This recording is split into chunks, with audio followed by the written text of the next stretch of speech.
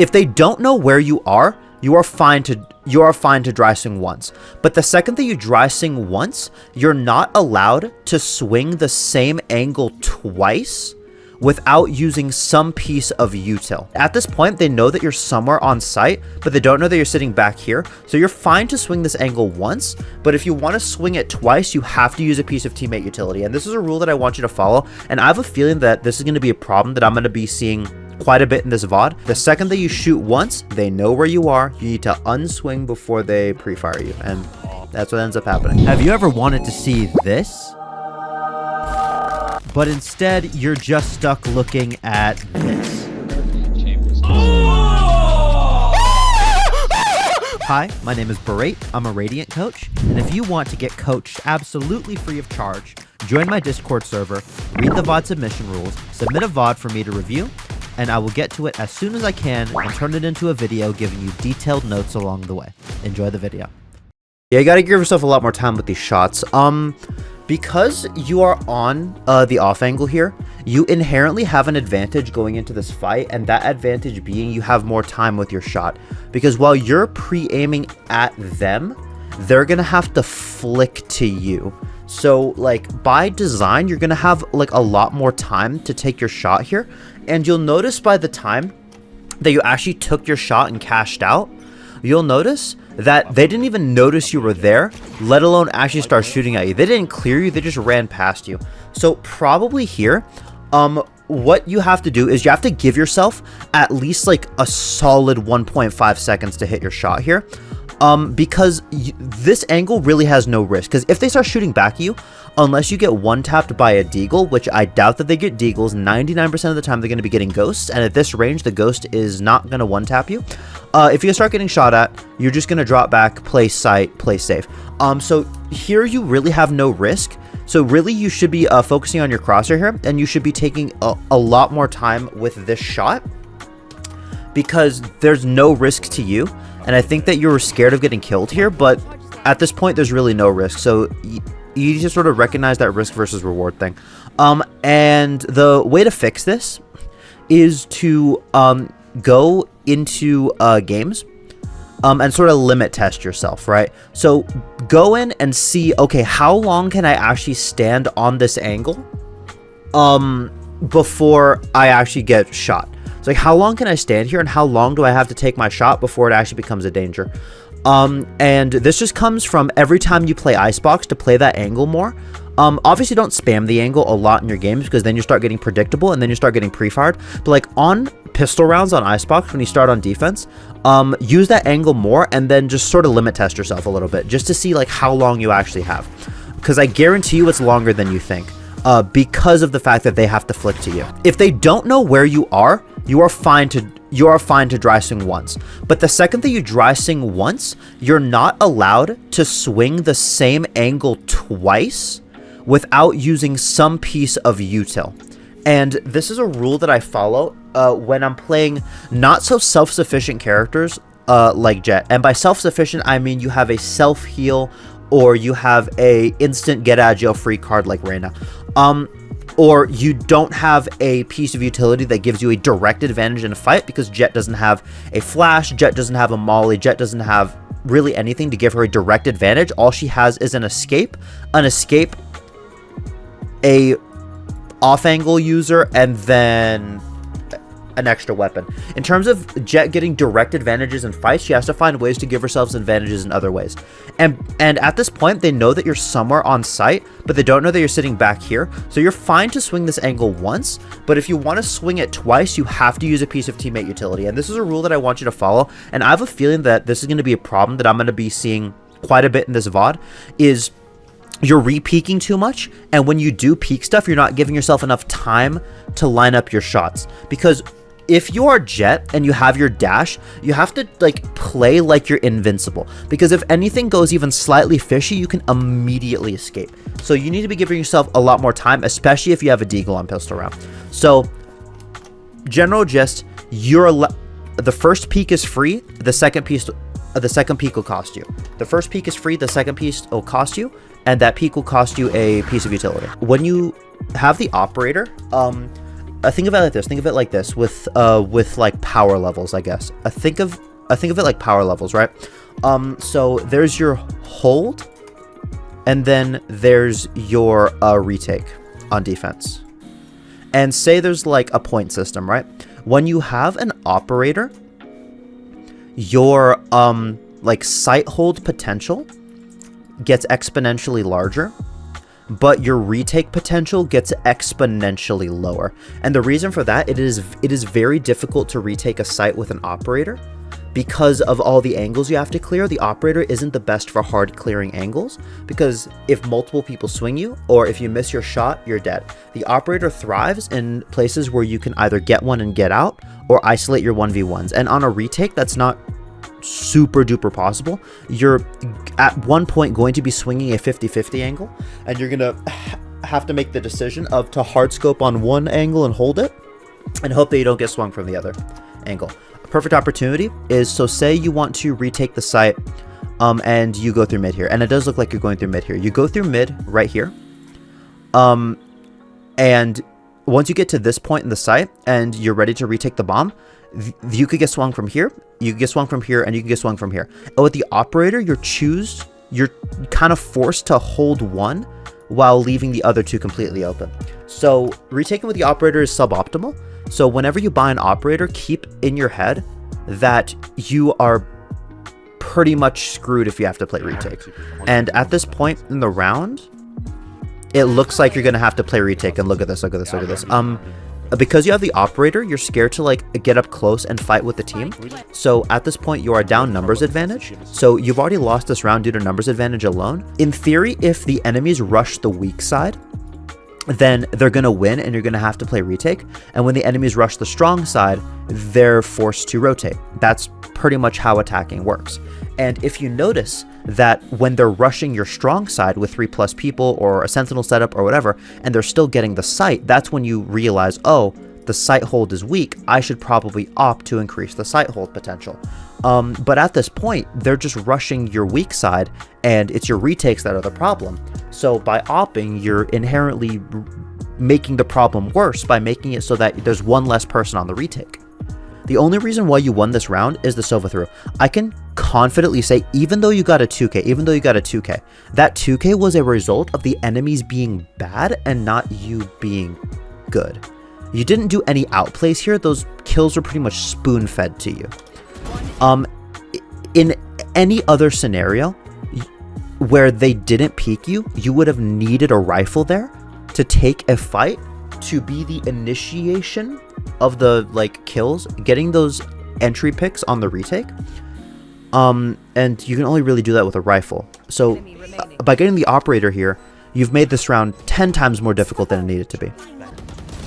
Really good retake, really good retake. See, notice the second that you actually get a rifle in your hands, you just insta-win the retake, because retakes were your problem. But now that you have the rifle instead of the operator, this retake is super easy for you because you're actually there to help with your team, and you're not just an extra body they're holding for people who ego peek. But if they know that you're opping, they're not going to ego peek. That's the thing, especially in these lobbies. Like 90% of the time, the second that they lose to an operator, they're going to be playing for anti-op, which means they're not going to peek anything. They're going to jump spot, they're going to jump peek, they're going to flash spam, they're going to smoke you off, etc. It's not something I really expect for you to think of on the spot, but it's definitely something to think about in future games. Right now, you're up against an enemy team that plays very, very fast. They 5-man rush sites, or they go fast mid, fast split. Either way, everything that this team does is fast. And how do you counter teams that go fast? You rotate early. So rotate early. How you counter fast teams is you rotate early. When you rotate early, that forces them to switch up their playstyle. Maybe they run a default. Maybe they throw a fake. Maybe they contact explode up mid and play for picks. Maybe they stay back and wait for you guys to push. Or maybe they contact explode a site. Either way, it forces them to change their pace. And that's what you want to do.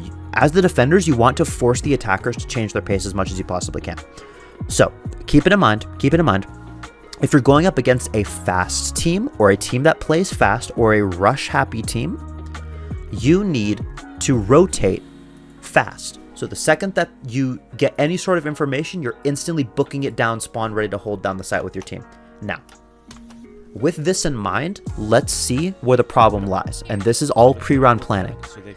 Right here.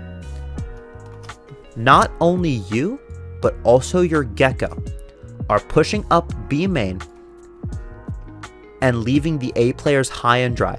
Because you know that they go fast. With the distance that they have to cover to get on site is so much more than the distance you have to cover to also help your team get on site, because you have to go all the way around here. And this is a pre-round planning issue. By pushing up like this, you've pretty much made it impossible for you to fast rotate, which is exactly what you need to do against rush happy teams. You need to fast rotate.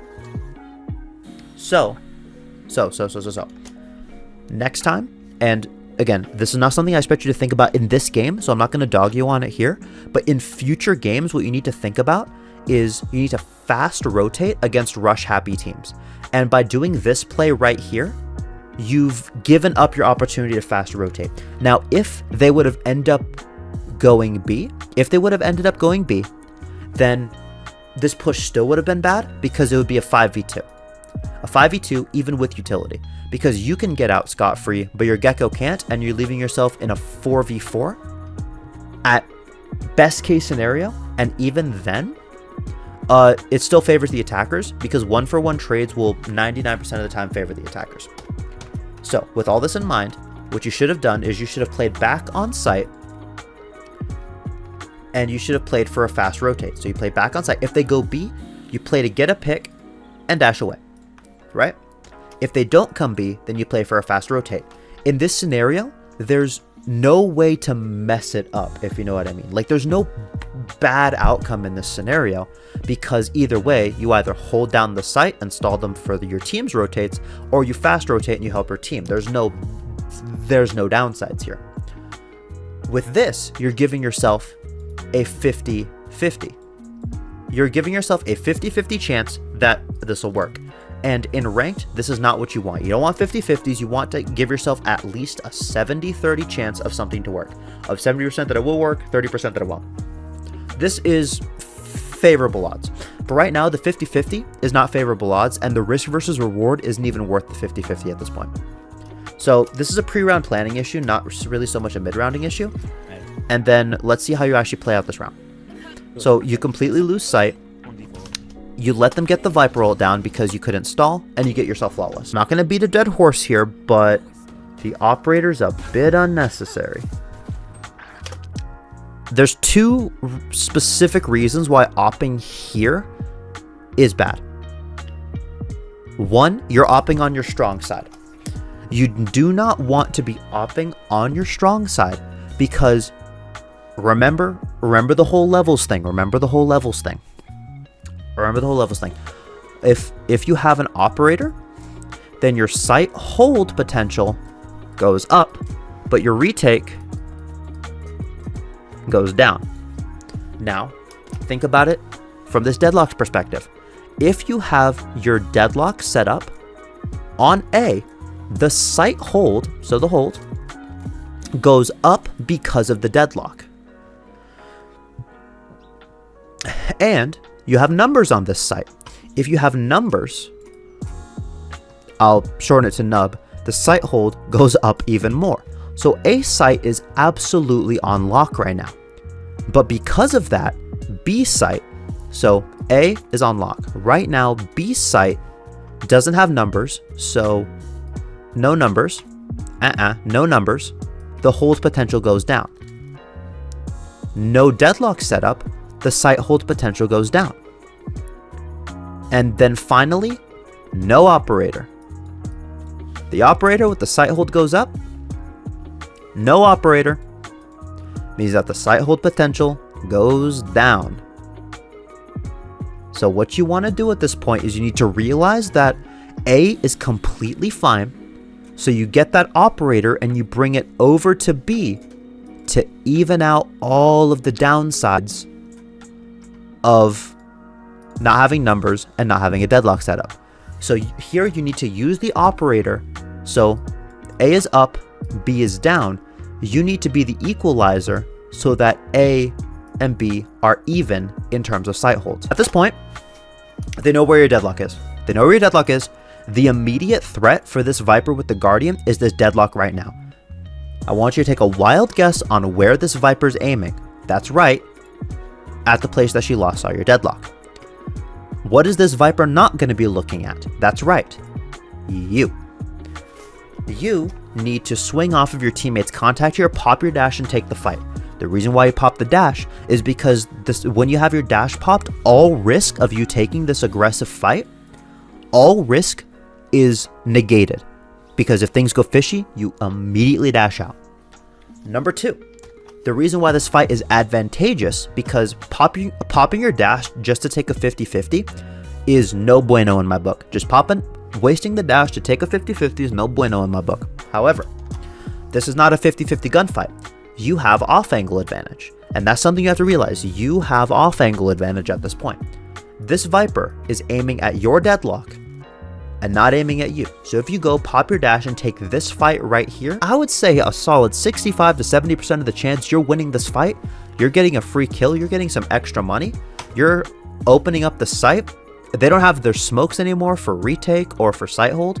And you have a much easier time with this round to play for kills, maybe even win. I'm gonna skip ahead here. I think I've noticed the majority of your issues. The 3 main things that you have to realize is on defense, you have to realize your sight hold and retake potential. 2, you need to realize why you're using the operator on defense. And if you do end up opping, where you use your operator on defense is very important. It's not just to get free kills, it's to increase your sight hold potential. If you feel that your retakes are fine, but you need more sight hold, that's when you op. And 3, on attack, you need to follow the checklist. You need to go first in line. So first you're taking first contact, then you take space on sight, then you go for opening picks. In that order. You need to call for initiator utility, and also another main thing that you do is when you dry swing an angle without a piece of utility that gives you a direct advantage in the fight, flash, molly, one way, etc. You get to peek the angle once for free if they don't know where you are, and the second time will cost you a piece of utility. Anyways, thank you for the VOD. Hey you, if you made it to the end of the video, make sure to subscribe to Berate, or I will take your Valorant elo.